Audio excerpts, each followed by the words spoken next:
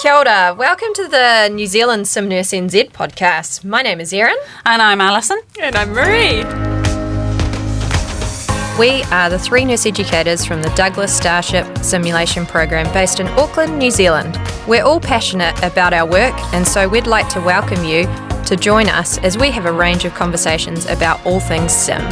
Tēnā koutou, tēnā tātou katoa. Kei ngā maunga whakahi, kei ngā wai tukukiri, kei ngā mā tawaka o te motu, ka nui te mihi ki a koutou. To those who connect to the mountains, the rivers and oceans across the land, hello and welcome to you all.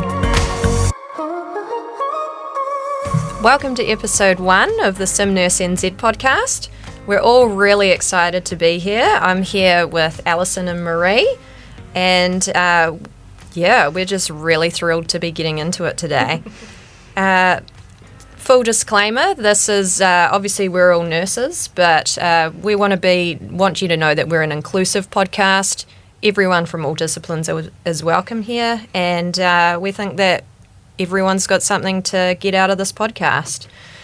So today, the run of order, we're basically just going to have a bit of an intro of the three of us and let you get to know us a little bit.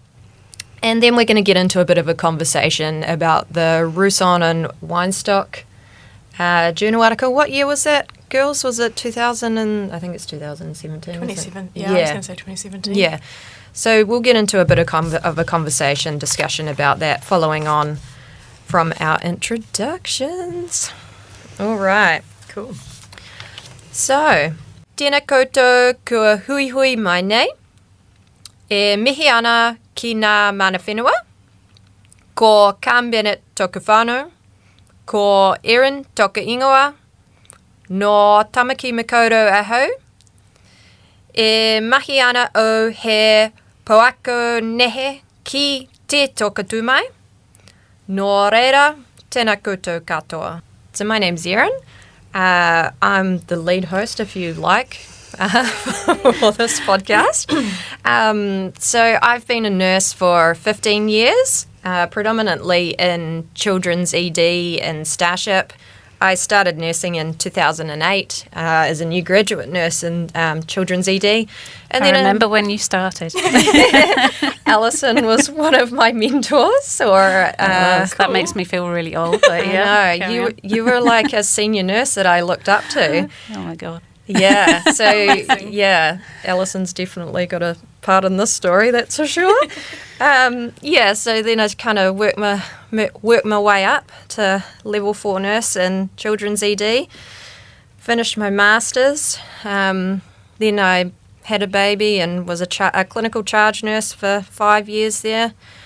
Did a few other bits and pieces like a patient flow coordinator throughout Starship in the winter months and things. Wow. Then I moved down to Rotorua for 3 years while my husband was sort of persevering working on a rescue helicopter. And I was the charge nurse of the children's unit and community services down in Lakes DHB, covering Rotorua and Taupo.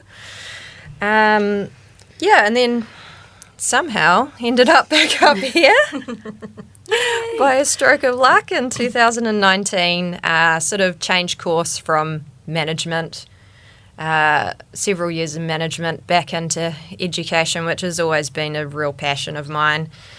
And here we are, really.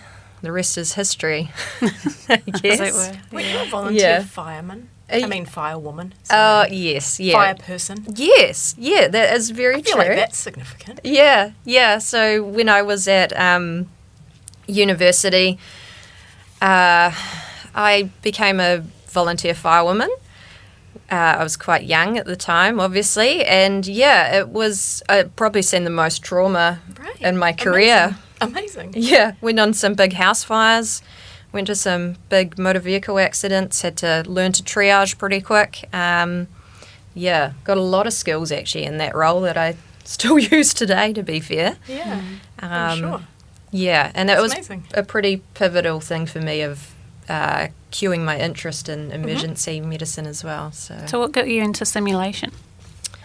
I think it was Basically, after being on a lot of Zone 3 trainings with Trish Wood and the rest of the Starship Simulation Programme and Children's ED, I learnt so much and I really saw the value of simulation, and I was so lucky, I think, that when I became a new grad nurse in 2008, simulation was just kind of kicking off in Starship, and Trish was obviously pretty pivotal in that. So I kind of grew up with the sim program, if you like, and certainly as I became a manager and things, kind of seeing these junior nurses come through the ranks and, you know, doctors obviously as well, and seeing the difference that this simulation made for them, you know, seeing them absolutely nail these massive resusces that they'd never been in before, but they'd obviously practiced in simulation, and it was just mind-blowing. Yeah. I had to really think hard when I needed to leave management about what it was that I wanted to do. And it was definitely the first thing I thought of was I really want to go and work in simulation, because I thought it was just really incredible on many, many levels. Cool. Yeah, similar. Very similar. All right. So Ellie, do you? Alrighty. I'll hand over to you. We can intro Alrighty, you. I'll start with my pepeha. Tēnā koutou, kua huihui mai nei. E mihi ana ki ngā mana whenua. Ko Cartwright tōku whanau, ko Alison toka ingoa. No tamaki makaro ahau, e mahi ana a hei tapui ki toka tamai. No reira, tēnā koutou katoa. So my name's Alison. Ali, whoever you want to go by. Al-Bell. I've been paediatric nursing for 22 years, did my training over in the UK. So I've specialised in peds from day one. Never went into work in adults. So I'm kind of like stuck with the kids. Done a variety of jobs. So I've worked on the wards. I've worked in PICU, intensive care for 18 months. Did a year in Australia, kind of travelling, working over there. And then I came back, but my passion was always I wanted to work in emergency medicine. So I kind of basically came over to New Zealand on a holiday, had an interview at Starship Children's ED, got the job on the spot, and 6 months later got a one-way ticket out to New Zealand from the UK. So kind of been in this job ever since, and throughout that time, like Erin, I think I've seen simulation and been part of simulation, good and bad. But I was really, really jealous of the people that were actually doing it. Yeah. And I was like fascinated by all the technology, which is quite ironic since I consider myself quite a technophobe. I'm getting a lot better. Oh my gosh. But I'm an expert now. I'm Seriously. getting way better. But, you know, I actually saw the technology and I saw one of my friends was involved in it. And I was like, how come she's doing it? And I really want to be involved in it. Yeah. So I just badgered Yeah. the team until they gave me a job, basically. Yeah. And I've been doing this along with Erin and Marie for the last 3 years almost. Absolutely love it. I love teaching. Teaching is my absolute passion. You gather all this knowledge and all this information and you just want to share it. And, you know, you just feel really privileged being able to share it with other people and seeing how they can learn from things and they learn themselves as well. And I just love the way that simulation, you know, you can kind of change a lot. You can change people's, you know, the way that they do things, but also we can sort of see, you know, the number of times that we've kind of seen that policies don't work. You know, you can't find a policy in an acute situation, or you can't find the right drug in an acute situation. We've been there doing a simulation. We've been able to change that and change that for the better. So, you know, making things safer for the staff and for the kids. I just love the fact that, you know, what we do can make a big difference. And I think that's my kind of go-to for simulation and why people should embrace it in their workplaces is that it can make a huge difference to people's working lives. So that's why I'm really passionate about it. I love watching Ellie teach. It's like she just comes into her own 100%. And it's like this whole alter ego comes out. And it's just, I love watching it. It's so great.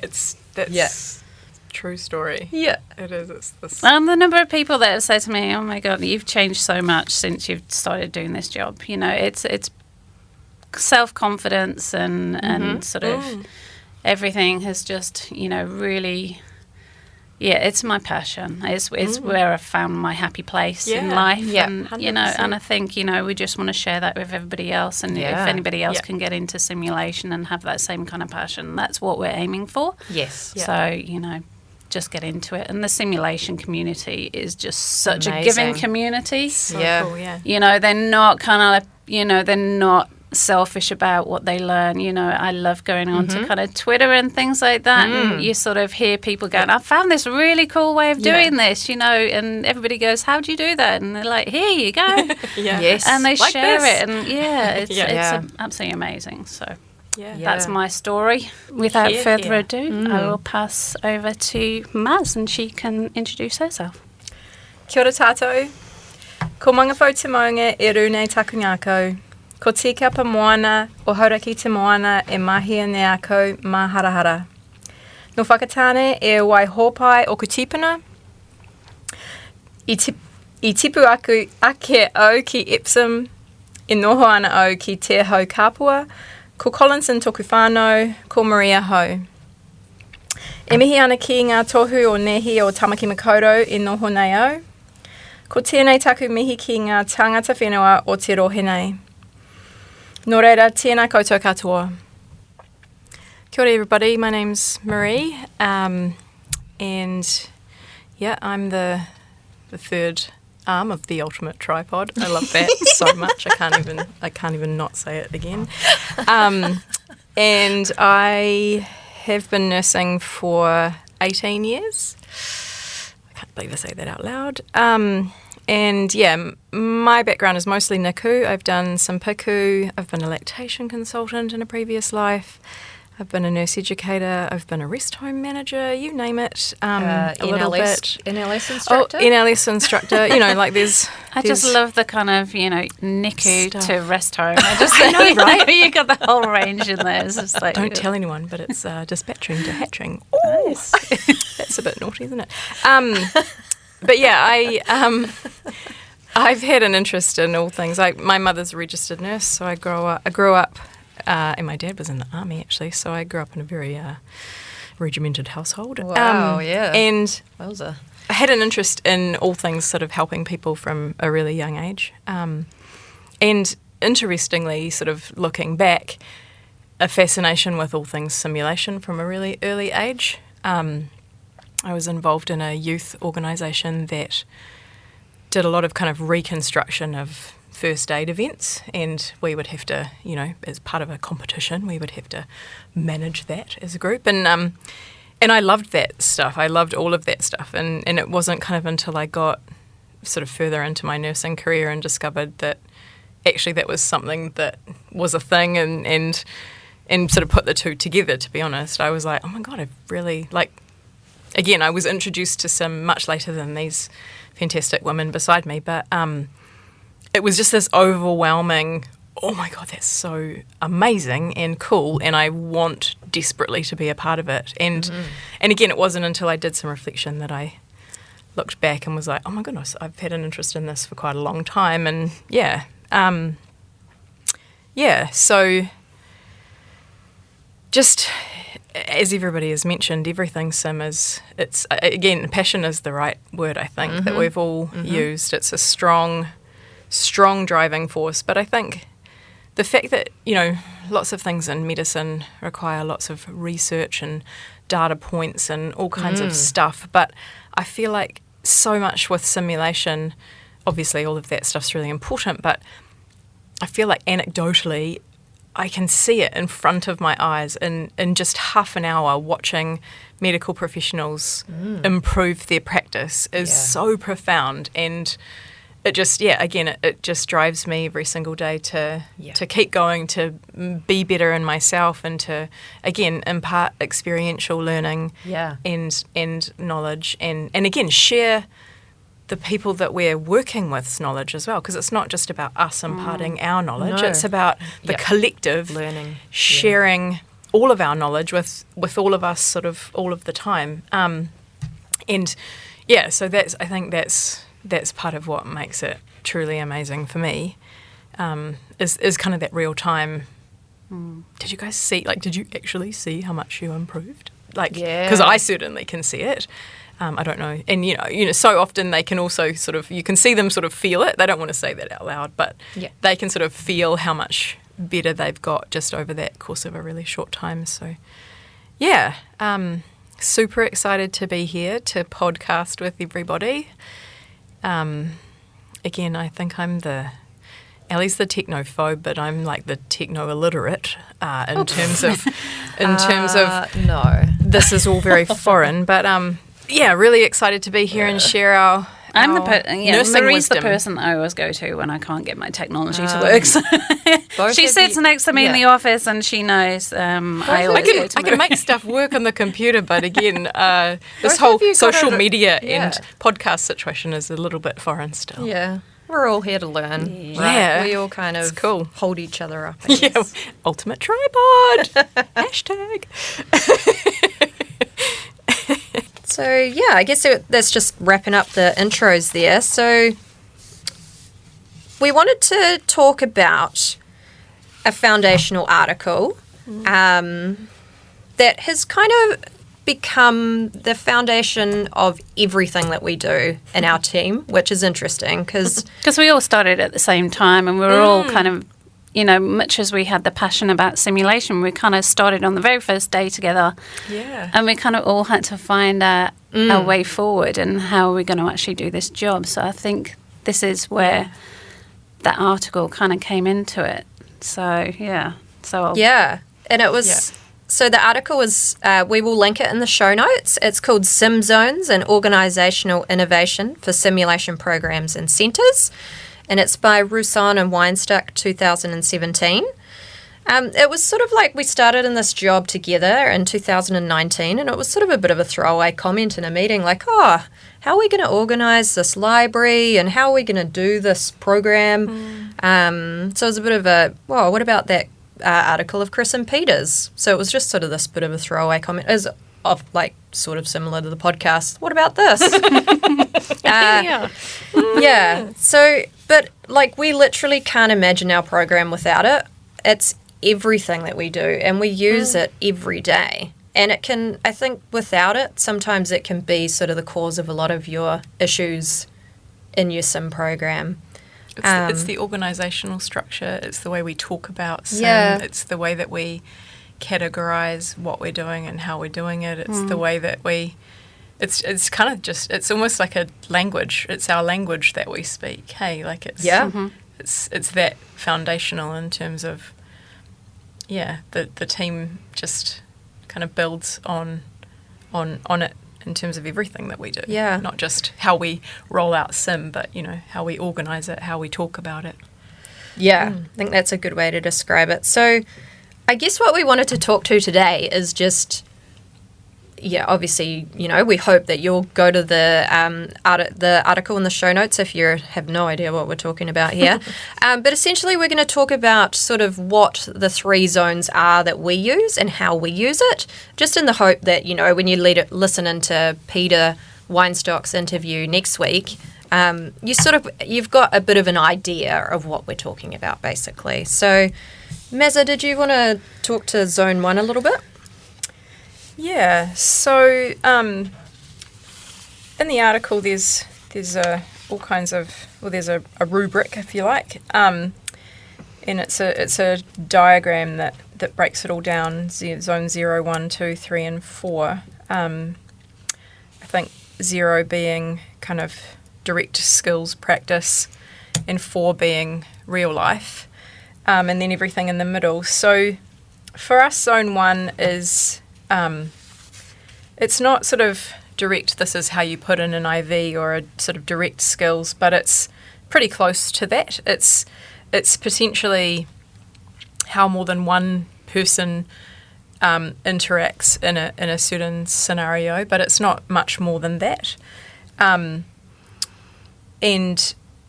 generally, and if it's more people than that, then it's focused on one particular thing, like it's an algorithm. It's quite foundational, isn't it? It's kind of... Yeah, it's that really basic learning kind of... and the article talks about it, but it's in that single loop learning. And if you've not read anything about Sim, again, this article is really good about explaining single and double loop learning.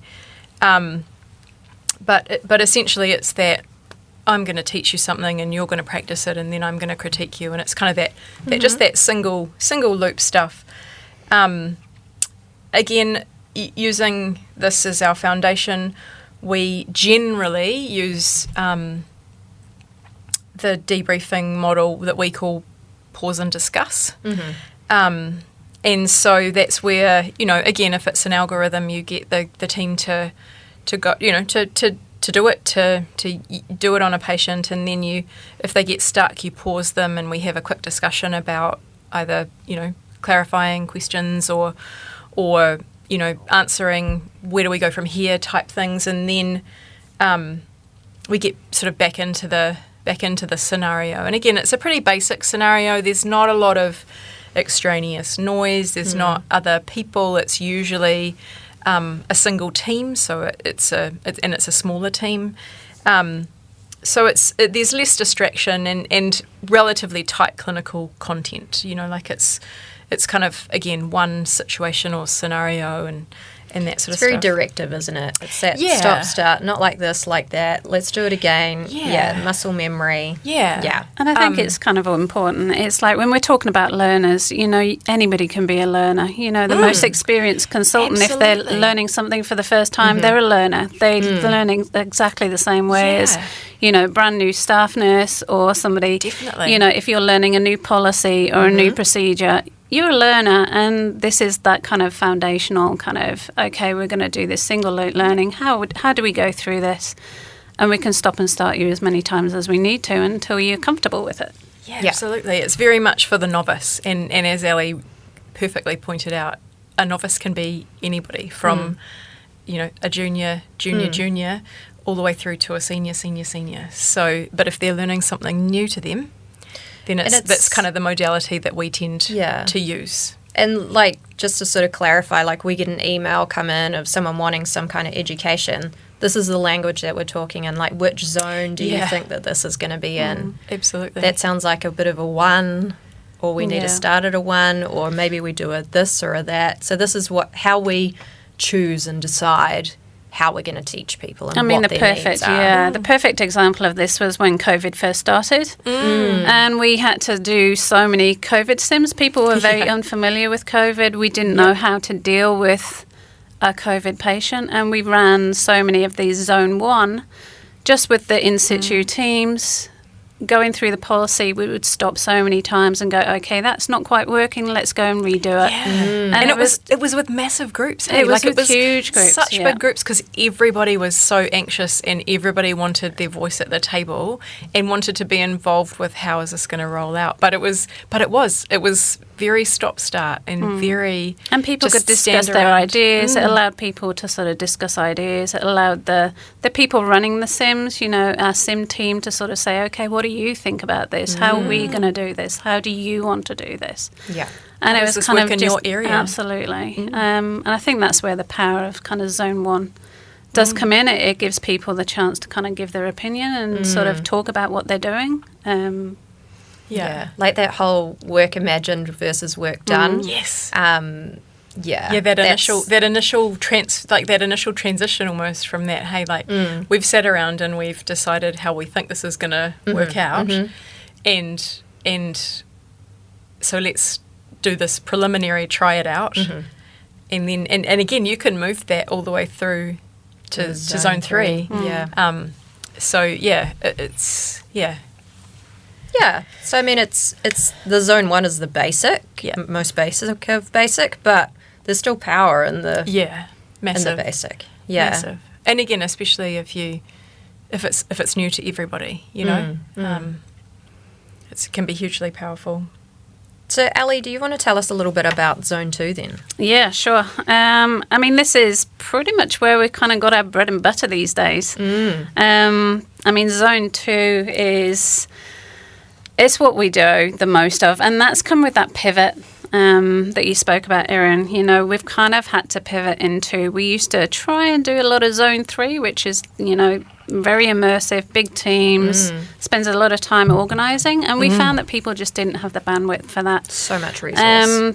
You know, trying to get people away for quality teaching and quality simulation, but in a short space of time, and being able to kind of sell that to the stakeholders, like the people that actually run the wards and that have to deal with getting their staff off. So Zone 2, we tend to it's a little bit more immersive, so we'll have a short scenario. We tended to call them short scenarios at the start.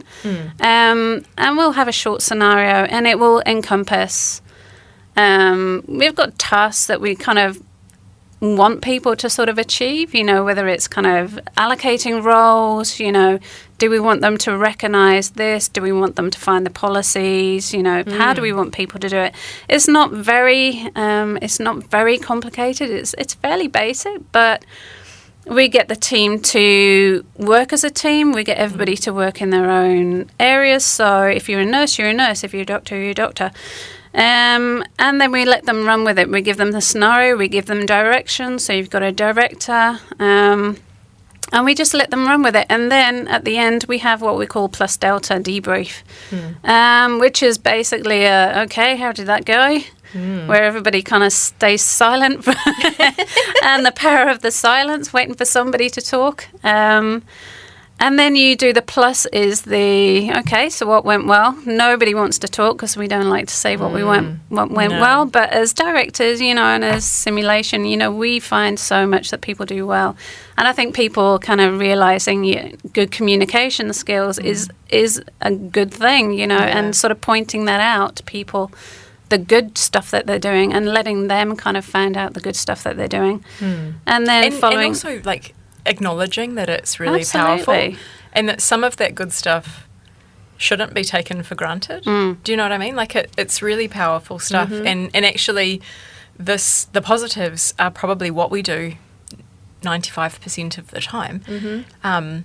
So how do we manage to do that for 95% of the time? Do you know what I mean? Like it's not just oh yeah, that was great, thanks for coming. Like it's very much kind of teasing that positiveness out, and you know, like how is it that we manage to do this so well every time, and then how does it feel when it doesn't? You know, we've all been in a situation, no doubt, when it hasn't gone as well. So what does that feel like as well, eh? I mean, it comes from our basic assumption that everybody comes to work to kind of do a good job. Nobody comes to work to do a pretty poor job. So, you know, just acknowledge the good stuff that you do every day, and then the delta part is kind of like, you know, okay, we don't focus on the negative, but we say, okay, if you were going to do that differently, what would you do differently? Is there something that you might do differently?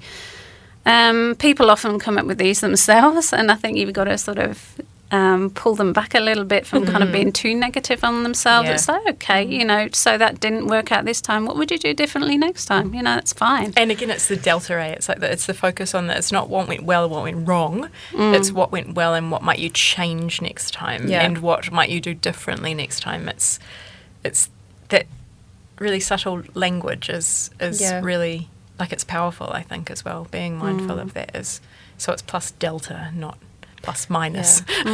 And also just, you know, with these couple of different debrief methodologies, we made a little debrief lanyard card, our team did, and we've got all the little debriefing cues about pre-brief and debrief that we've got laminated on our lanyards. We take them everywhere with us. I mean, I've been debriefing for 3 years. I still take mine everywhere with me. I give them out all the time. If you're on our Twitter, Starship Sim Prog, I shared it on there, and I had a whole lot of people internationally that reached out wanting copies of it. If you want a copy of it, please message us, and we're happy to share that with you. It's a really good reminder, actually, that the pre-brief is actually just as important as the debrief. Hey? Definitely. And psychological safety. Yeah, setting everybody up, no matter what level, like, again, the pre-brief is the same, zone 1, zone 2, and essentially zone 3, just in a slightly different format, but it's that setting the scene and setting that psychological safety to make it a safe place it's almost more important than the debrief in some respects, because if you don't get that bit right, then you won't get as much out of it going forward. And then maintaining that, like, I feel like that's one of our strengths as a team is trying and being really focused on maintaining that psychological safety, and Definitely. so making it a really safe place. No, it's like Vegas. What happens in Sim stays in Sim, and we don't talk about you don't talk about each other. That confidentiality stuff. That whole thing is really significant as well. And I think that's where I've got the most, when I've started saying to people, this isn't about you. No. This is about how we work as a team. This is how we kind of work together. Yeah. And I think that's kind of a little bit of I've seen people have a little bit of a light bulb moment when we say that to them, and it's kind of like that, okay, they're not going to focus on what I'm doing wrong. Yeah. It's like, okay, so something didn't go quite right that time. How can we solve it as a team? Yeah. And I think that's where you get a lot of the gold when you're kind of doing these debriefs. But I think it's important, if you're looking at your sim program, wherever you are, kind of you get so much richness from something as simple as a 20-minute scenario. Oh, you God, don't have to have something big and immersive. I mean, we'll talk briefly about the Zone 3. But I think it's kind of feeling, where do you want your learners to learn? How do you want them to learn? And can we get some really good teaching and simulation out of Zone 1 and 2? And you absolutely can. And that's what we do for the most part. And I think the power of Zone 2, like we sort of sell it as a start to finish 20-minute. And often you might read the scenario sheet and you think, gosh, this is really quite basic. But you still get this real depth to the learning because it's all about the teamwork. So I think the Zone 1, Zone 2 is just really keep it simple. Don't overcomplicate it. Don't try and, have them doing the massive transfusion protocol in a Zone 2, like really just watering it down to the basics. But you still get a lot of power out of that. Yeah, absolutely. And again, the more that you do, you can... there's potential to up the ante a little bit in terms of noise and distraction and complexity of scenario, and even complexity of debrief, just sort of touching on some slightly deeper dive stuff. But the fact that you can run it more frequently because it is easier and more accessible almost makes it a little more powerful. It's still kind of single loop learning, but again, there is potential to push it a little bit, definitely, to maybe a little bit of double loop, but it's something that you can run by yourself. I mean, we've all kind of run them by ourselves. We've got something. We've got a monitor it's run by a phone app. Just has a monitor kind of on it that we can kind of increase a little bit of the kind of ante with that. Fidelity, but it's not kind of super complicated. It's something that anybody could do. And I think it just adds to that fidelity, as you say, of the simulation. And you can get such good stuff out of half an hour scenario. Yeah.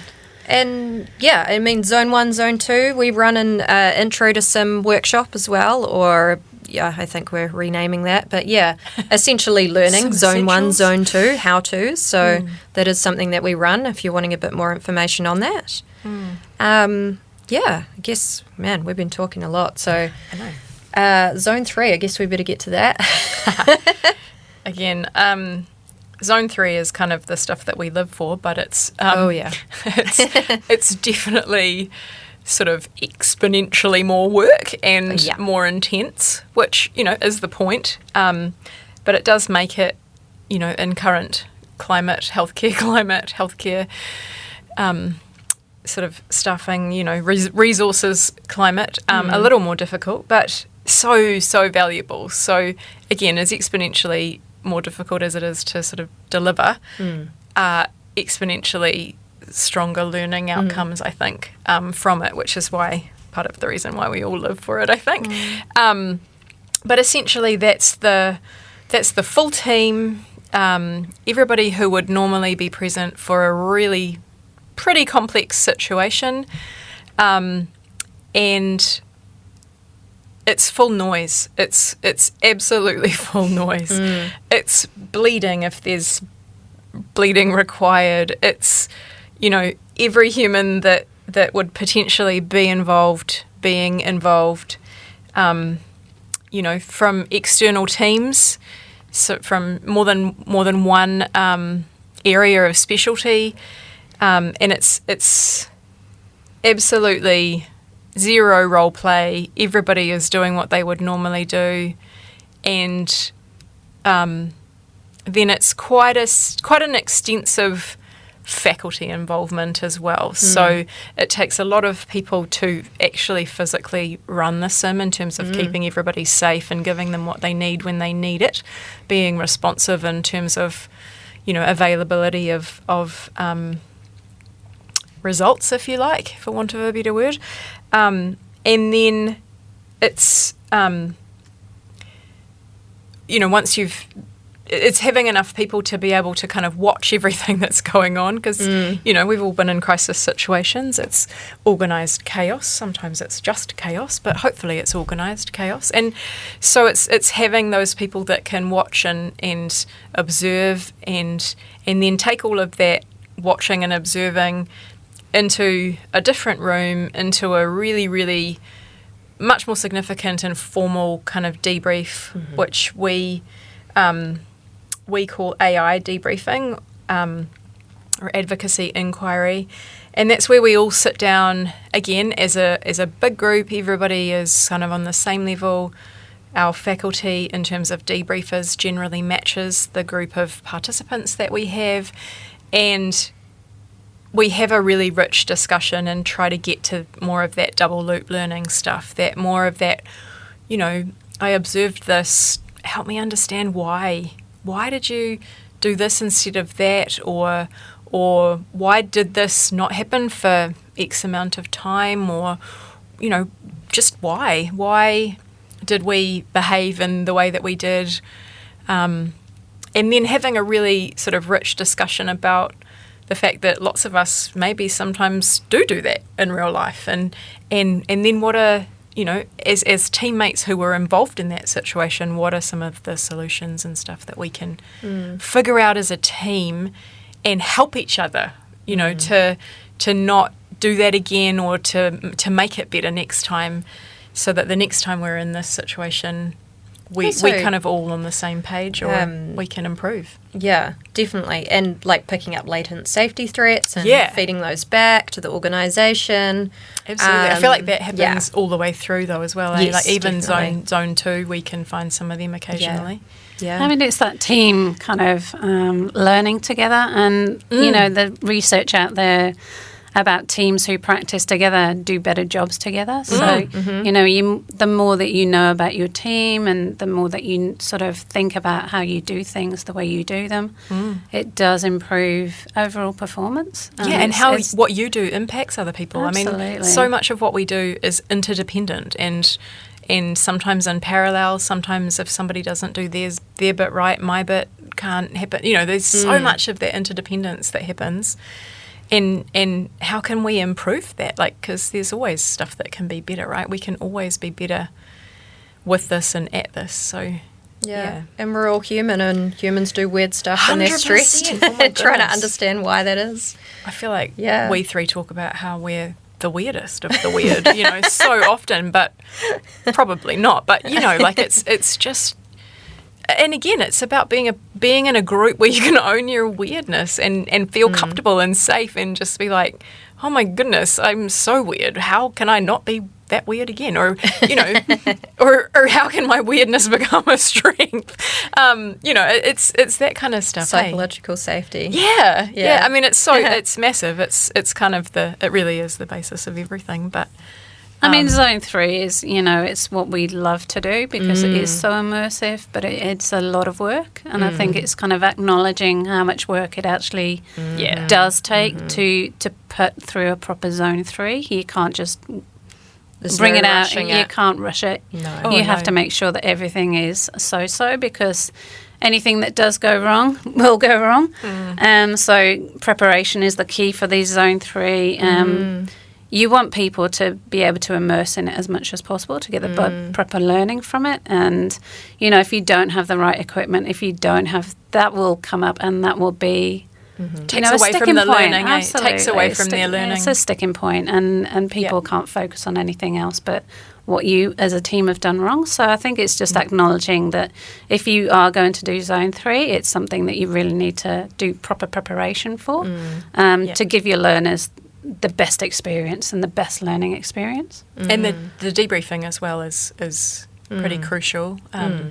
It's a lot to learn, and it has to be safe. Yeah. And, you know, generally for us in our hospital that we predominantly work in, we have done some 2.5 hour CRM workshops or Zone 3s. But yeah, a lot of them are kind of like 4 hours sort of thing. So it's a big resource. It's a big ask. I mean, the payoff for it is exponential. And the ripple effect from it as well. Yeah. Hey? Yeah. And that whole trust the process stuff in terms of, you know, it might be 4 hours out of everybody's day and 4 hours of resource or more if you're prepping. But again, the ripple effect from the learning that goes on from that 4 hours is absolutely. Years. Career, like life of career change. Yeah. Like it's, you can't even, I don't even know if you could quantify it, to be honest. Like it's that powerful. Yeah. So, yeah. And then, of course, Zone 4 is real life, and we have a resource that we use, we call it the ACE debrief, in terms of, you know, kind of full circling this whole thing and bringing what we do in real life and debriefing what actually happens in real life, and getting the most out of that as well. And we should put that in the show notes too, actually, the link to our ACE debrief. And we also have lanyard cards for running an ACE debrief as well that we are happy to share with you guys. Thanks for listening to this episode of our podcast. It was made possible by the Starship Foundation and the Douglas Charitable Trust. And special thanks go out to all of our amazing guests, and especially our producer Carl Thompson from Blue and Ginge Creative. If you'd like to connect with us on Twitter or find out any information from any of the episodes on this podcast, just see the show notes. Our Twitter handle is @StarshipSimProg, and our email is starshipsim@adhb.govt.nz. We would love to hear from you.